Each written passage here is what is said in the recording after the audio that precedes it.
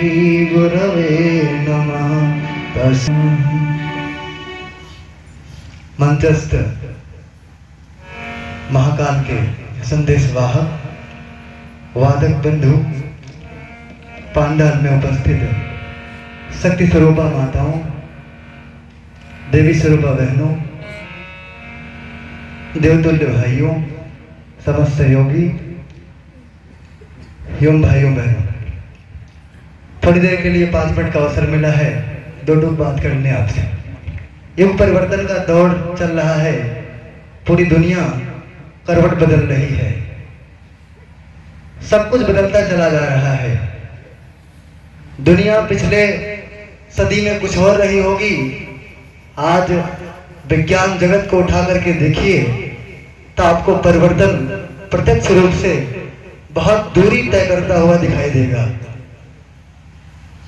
हमने 12वीं की कक्षा की पढ़ाई करी तो दीपक, जिसे हम लोग ढबरी बोला करते हैं, दीपक तले, दीपक के उजाले से हमने जो है 12वीं कक्षा पास करी। आई हमारी कुछ खास नहीं है। आज आपके सामने इतना बड़ा आयोजन हो रहा है जहां पूरा प्रकाश से प्रकाश है। छोटे से छोटे अक्षर प्रत्यक्ष आपको साफ सुथरे सूर्य की रोशनी में देखे जाने वाले अक्षर की भांति ही दिखाई दे सकते हैं। इस कदर दुनिया बदलती चली जा रही है। आपको अगर लंदन की दूरी तय कर ली है तो आपके लिए 7 घंटे पर्याप्त है। लखनऊ से फ्लाइट पकड़िए, चले वापस चले आइए। खाने पीने की वस्तुएं मार्केट में चले जाइए, सैकड़ों प्रकार की आपको दिखाई देगी। दुनिया बहुत तीव्र गति से बदल रही है। बदलते वक्त में दुनिया की करोटें सतयुग की ओर तरफ यात्रा कर रही है। प्रज्ञा उपपुराण के माध्यम से आपको आपके चिंतन और भावनाओं को बदलने की प्रार्थना यहाँ से चल रही है। महाकाल की शक्ति इस पांडाल में धीरे धीरे करके अपने रंग और रंगत में आने को बिल्कुल बेचैन है। हम सभी लोग क्या उसे आत्मसात करने के लिए तैयार हैं? प्रश्न चिन्ह यही आकर के टिक जाता है। हमें सौभाग्य मिला कि यह 9 कंडीय गायत्री महायज्ञ होने वाला था, तो हमको सूचना मिली। हमसे ये डिमांड थी कि आप कार्यकर्ताओं की तैयारी करके जाएं। तो यहाँ मैं कार्यकर्ताओं की तैयारी नहीं कर सकता।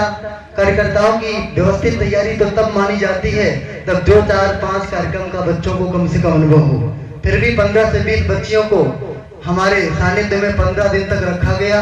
वो बेटियां आपके बीच में हैं, वो आपको बिल्कुल सादगीशुदा दिखाई देंगी, बिल्कुल विदाउट एनी मेकअप, बिल्कुल सादगीशुदा दिखाई देंगी। और जैसा कि प्रिंसिपल साहब ने बताया कि ये बच्चियां श्रम के मामले में टाट पट्टी बिछाने से लेकर के पूजन सामग्री की व्यवस्था करने तक और साफ सफाई से लेकर के भोजन बनाने तक जितना इनने मदद किया उतना शायद आयोजक बंधु के परिवार वाले भी उसके पीछे रह गए, ऐसा हमको सूचना मिला। तो कार्यकर्ताओं को वो जो पक्ष सादगी और जो है श्रम की कसौटी पे आता है, ये 2 बातें उनमें बखूबी तैयार है। ये कहीं और कार्यक्रम में शामिल नहीं हुई थी, इसलिए कहीं से भूल भटकन हो गई होगी। हमारी बेटियां बगल में बाल संस्कार शाला चलाती हैं। ठीक 500 मीटर की दूरी पर 56 बच्चों की बाल संस्कार शाला चलती है। 2 किलोमीटर चले जाइए, 30 बच्चों की बाल संस्कार शाला चली है। इधर 2 किलोमीटर चले जाइए, 80 बच्चों की बाल संस्कार शाला चलती है। ऐसे जगह जगह बाल संस्कार शालाएं चलती है। वहां की बच्चियां वेल ट्रेंड है। मंचन के प्रवचन से लेकर के कर्मकांड तक सारे कार्यक्रमों करा लेती है, उनमें कोई दिक्कत की बात नहीं है। पर हमने उनको आड़े रखा, किनारे रखा।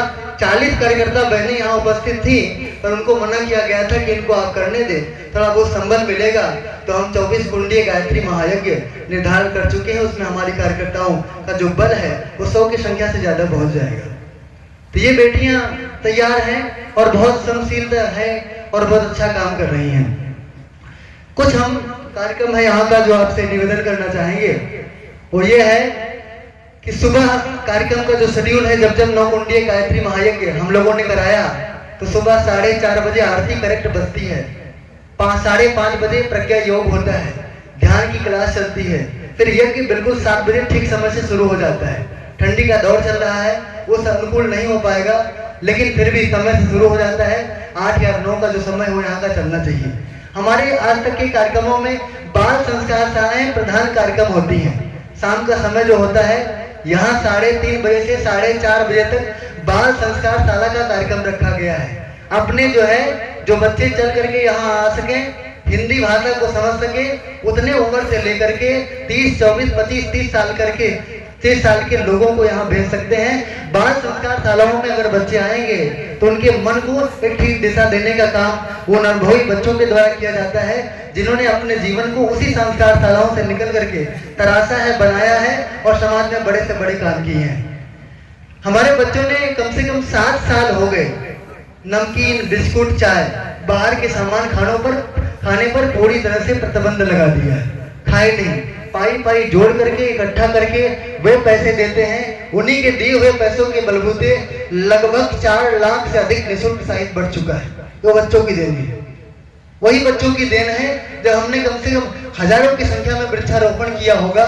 2 नवकुंडीय गायत्री महायज्ञ विराट स्तर पर हमने समापन किया, उन्हीं बच्चों की देन है।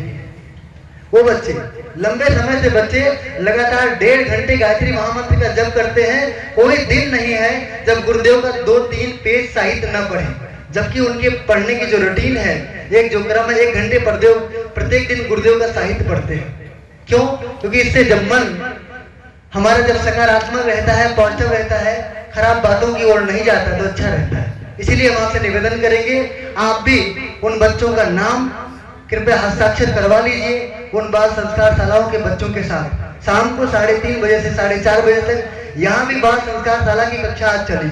संयोग से आयोजक में से कोई नहीं रहे तो हमारा बच्चा आया क्लास लेकर के। बाल संस्कार शाला बच्चे तो ज्यादा थे नहीं, यहाँ वहाँ जो भी घूम रहे थे सबको पकड़ करके यही बैठाया, सबको पढ़ा करके उसके बाद वो चला गया। उन्होंने कहा सर यहाँ कोई है नहीं। हमने कहा बाल संस्कार शाला चलाने के लिए गए हो, रंग बिरंगा पंडाल लगा होगा तो ऐसा नहीं कि 2-4 बच्चे आपको न मिल जाए। अपनी ड्यूटी आप पूरी करके आओ। बच्चा यहाँ 1 घंटे क्लास लेकर के गया। कल से हम सभी से उम्मीद करते हैं यहाँ का आयोजन भी टाइमली से रहेगा और आप सभी लोग अपने बच्चों को यहाँ भेजने की कृपा करेंगे।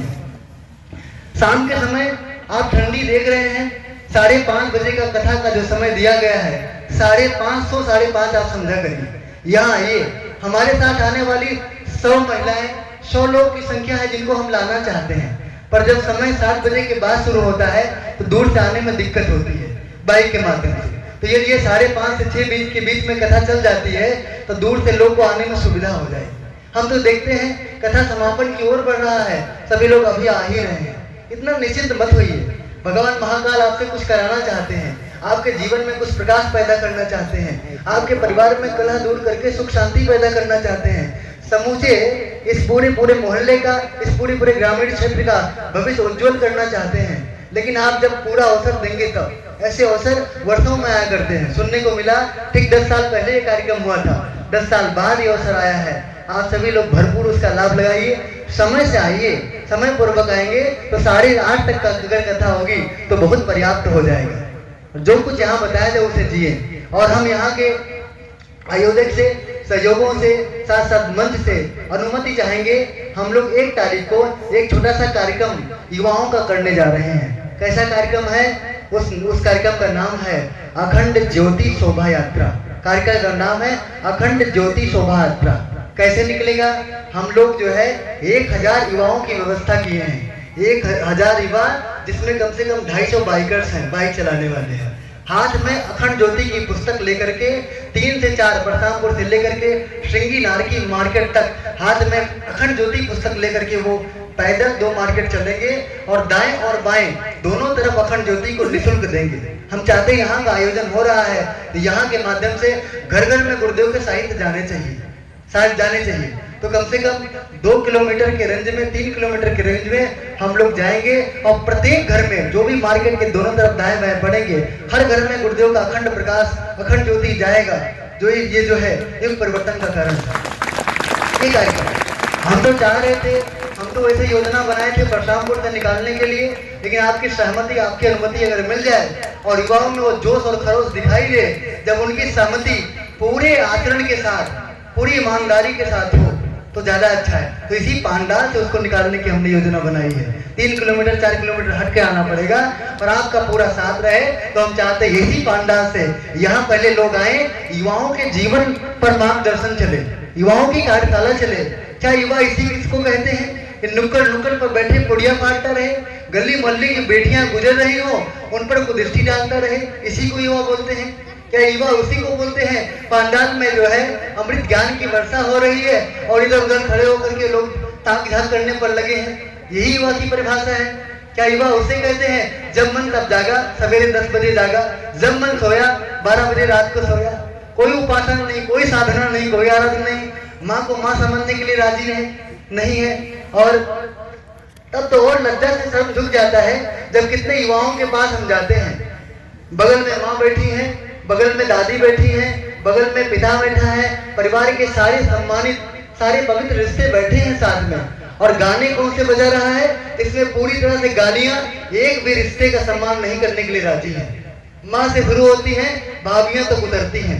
ऐसी धरती पर भाभियों की गाली आती है जो धरती भगवान राम को पैदा करने का कारण बनती है। आपके ठीक सर पे बहुत दूर जाने की आवश्यकता नहीं है। ऐसा पुण्य, ऐसा पवित्र, ऐसा प्रखर स्थल है जहाँ से वो 4 तेजस्वी भगवान के अवतार पैदा हुए, राम। कल्पना करके देखिए, जब पता पड़ा गले का हार गिर गया, हनुमान जी को मिला, हनुमान जी ने लक्ष्मण जी को दिया, लक्ष्मण जी ने राम जी को दिया। राम जी ने पूछा, राम जी ने लक्ष्मण से पूछा कि क्या तुम ये हार पहचानते हो? देख लो क्या ये सीता जी का है? तो ये उत्तर कितना लाजवाब उनका रहा, जरा देखिए। उन्होंने कहा यदि आप बिछुआ वगैरह दिए होते तो मैं बताता कि सीता जी का है कि नहीं। हार मुझे क्या पता, मेरी निगाहें कभी उनसे सर से ऊपर उठी नहीं। 13 साल 6 महीने हो गए, लेकिन मेरी निगाहें हमेशा उनके चरणों पर बनी रही। तो मैं बिछुए को तो पहचान सकता हूँ, पर गले का हार मुझे नहीं पता। ऐसी धरती पर पैदा होकर के हम भाभियों के लिए गाली नौते हैं अपने परिवार में, वो गाने बजाते, हमको लज्जा नहीं आती, हमको शर्म नहीं आती, और अपने नाम के आगे हम युवा नेता लगा लेते हैं। कल्पना करके देखिए, वो वर्ग हमको चाहिए जो तूफान की तरह निकलता हुआ चला जाए। भारतीय संस्कृति जो दफना दी गई थी उसे उठा करके विवेकानंद की तरह वैश्विक फलक पर, वैश्विक पावदान पर पहुंचा दे। हमें तो वो युवा चाहिए जो 17 वर्ष की आयु में देश की आजादी के लिए फांसी पर झूलने के लिए तैयार हो जाए। हमें तो वो युवा चाहिए जो महाराणा प्रताप कहलाता हो, जो शिवाजी कहलाता हो, जो पृथ्वीराज चौहान कहलाता हो।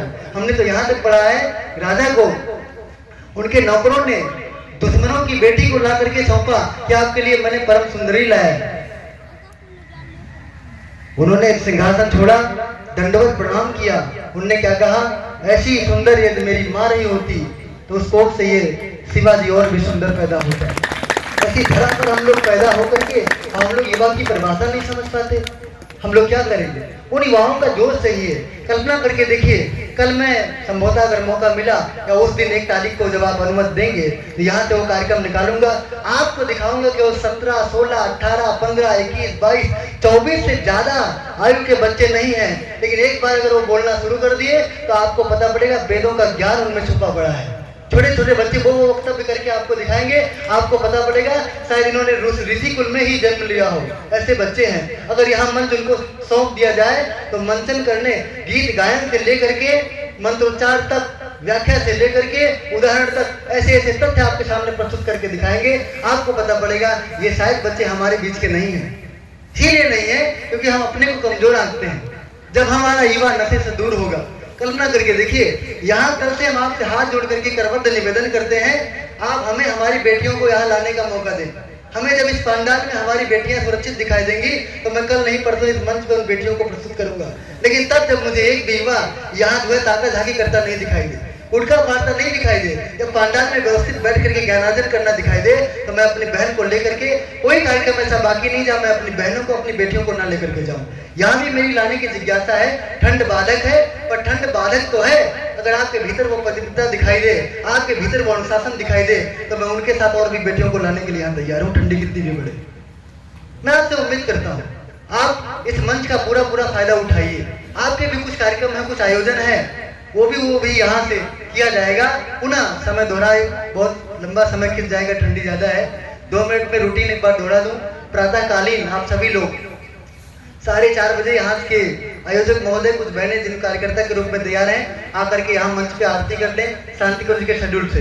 उसके बाद अगर आप चाहेंगे, अगर 20 लोगों की भी संख्या रहेगी, हमारा बच्चा एक जो है योगाचार्य स्तर का है, वो उम्र तो बहुत कम है, सवेरे 5:30 बजे आ जाएगा।